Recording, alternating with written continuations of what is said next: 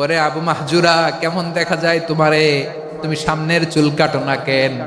আবু মাহজুরা বলে, আমি হাঁটু গেড়ে পেয়ারা নবীর সামনে বসেছিলাম, আমার এই মাথার চুলের মধ্যে মুবারক হাত লাগিয়ে বিশ্বনবী নিজে আমাকে আজানের প্রতিটা বাক্য শিক্ষা দিয়েছেন।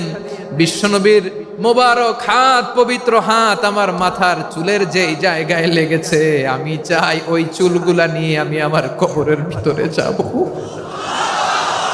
সাইয়েদনা আবু মাহজুরা রাদিয়াল্লাহু তাআলা আনহু ইন্তেকালের আগের পর্যন্ত মাথার সামনের চুলগুলা কাটে নাই। আজারি সাহেবের আগমন আদ্দিন ফাউন্ডেশনের পক্ষ থেকে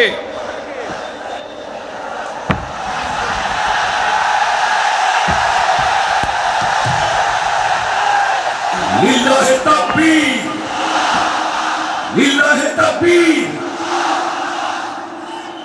মিজান ভাইয়ের আগমন